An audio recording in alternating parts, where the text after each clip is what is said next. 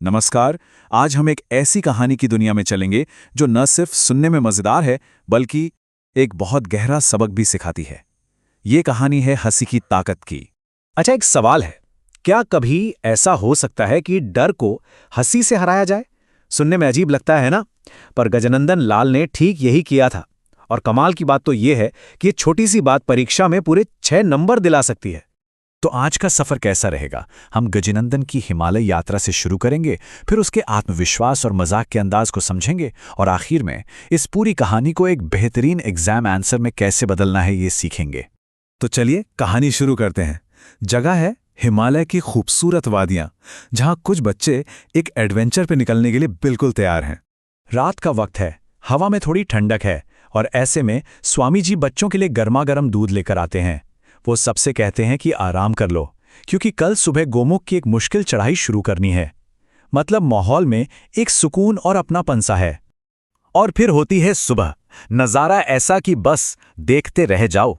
पहाड़ों की चोटियों पर सूरज की सुनहरी किरणें पड़ रही हैं और इसी खूबसूरत सुबह में एंट्री होती है हमारे हीरो गजानंदन की, जो पूरे जोश के साथ बाहर कूदता है मानो दिन का स्वागत कर रहा हो। तो अब जरा गजानंदन से मिलते हैं। यही वो किरदार है जो इस कहानी को इतना खास बना देता है। उसका आत्मविश्वास और हंसने हंसाने का अंदाज ही उसकी पहचान है। सुबह सुबह गजानंदन पहाड़ों को देखकर क्या कहता है? अरे, ये तो मेरे साथी हैं। और तो और वो कहता है कि बड़ा होकर मैं भी इन्हीं की तरह भारी भरकम भूधराकार शरीर वाला बनूंगा। सोचिए जरा, मतलब वो इतने बड़े पहाड़ों से डर नहीं रहा, बल्कि उनमें अपनी एक पहचान देख रहा है। तो गजानंदन के कैरेक्टर की खास बातें क्या हैं? पहला, उसका हंसमुख स्वभाव। दूसरा, पॉजिटिव सोच। तीसरा, उसका कमाल का आत्मविश्वास। और चौथा, लीडरशिप क्वालिटी। ये पॉइंट्स एक अच्छे जवाब के लिए बहुत जरूरी हैं। उसका मजाकिया अंदाज बस यहीं तक नहीं था। जब मास्टर साहब उसे चढ़ाई से पहले ज्यादा उछल कूद करने से रोकते हैं, तो वो क्या जवाब देता है? वो कहता है कि ये तो वार्म अप है, क्योंकि आगे जो हलवा मिलने वाला है उसमें कस्तूरी है, और कस्तूरी वाला हिरन कूदता है तो हम भी तो कूदेंगे। उसकी यही एनर्जी थी जो सबको मोटिवेट करती थी। चलिए अब कहानी के उस हिस्से में चलते हैं जहां असली इम्तिहान होता है।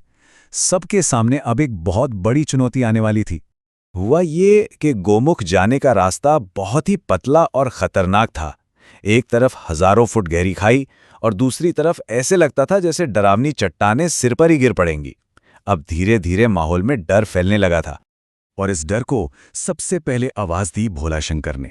वो कांपते हुए बोलता है, बाप रे, ये तो बहुत डरावनी है। सोचो, अगर एक भी चट्टान गिर गई तो। उसका ये डर असल में पूरे ग्रुप का डर था। और ठीक उसी वक्त गजानंदन सामने आता है। वो डर को भगाने का एक इतना आसान लेकिन इतना असरदार तरीका बताता है। वो कहता है, डर लगता है तो जोर से हंसो। बस यही वो लाइन है जो पूरी कहानी को पलट देती है और डर पर जीत का रास्ता खोल देती है। ये लाइन बहुत दमदार है। हंसी तो छूत का रोग है। मतलब ये एक ऐसी बीमारी है जो एक से दूसरे में फैलती है और डर जैसी चीज को अपने साथ बहा कर ले जाती है। इस लाइन को अपने जवाब में जरूर इस्तेमाल करना। और फिर वही हुआ। गजानन जोर जोर से हंसने लगा और उसे देखकर एक एक करके सब हंसने लगे। देखते ही देखते डर का माहौल हंसी मजाक में बदल गया और उन्होंने वो मुश्किल रास्ता इतनी आसानी से पार कर लिया जैसे कोई बत्तख पानी में तैर रही हो।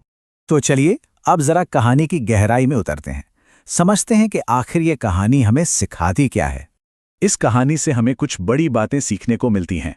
पहली, कि डर से भागो मत, हिम्मत से उसका सामना करो। दूसरी, हंसी एक बहुत पावरफुल टूल है जो टेंशन और डर को कम कर सकती है। और सबसे जरूरी बात, एक पॉजिटिव सोच और आत्मविश्वास किसी भी मुश्किल को आसान बना सकता है। और अब आते हैं उस हिस्से पर जिसका शायद सबको इंतजार था, कि इस कहानी को समझकर परीक्षा में पूरे 6 नंबर कैसे लाए जाएं। एक बेहतरीन जवाब लिखने के लिए इन 4 चीजों पे फोकस करना है। गजानंदन के डायलॉग्स की खासियत, कहानी में ह्यूमर का इस्तेमाल, उसका कैरेक्टर स्केच और कहानी का मोरल यानी नैतिक संदेश। ये रहा एक परफेक्ट जवाब लिखने का पूरा फॉर्मूला। सबसे पहले एक छोटा सा इंट्रोडक्शन, फिर कहानी में क्या क्या हुआ उसकी एक समरी, स्टेप 3 में गजानंदन का कैरेक्टर एनालिसिस और हाँ, एग्जाम्पल्स के साथ चौथे स्टेप में कहानी का मैसेज समझाना है और आखिर में एक अच्छा सा निष्कर्ष देकर जवाब को खत्म करना है। इस स्ट्रक्चर से एक सॉलिड जवाब तैयार हो जाएगा। तो कुल मिलाकर गजनंदन की कहानी सिर्फ एक पहाड़ की चढ़ाई की कहानी नहीं है। ये असल में जिंदगी की मुश्किलों का सामना करने का एक तरीका सिखाती है। ये हमें याद दिलाती है कि अगर हिम्मत हो और चेहरे पर मुस्कान हो तो बड़े से बड़ा मुश्किल रास्ता भी आसानी से पार किया जा सकता है।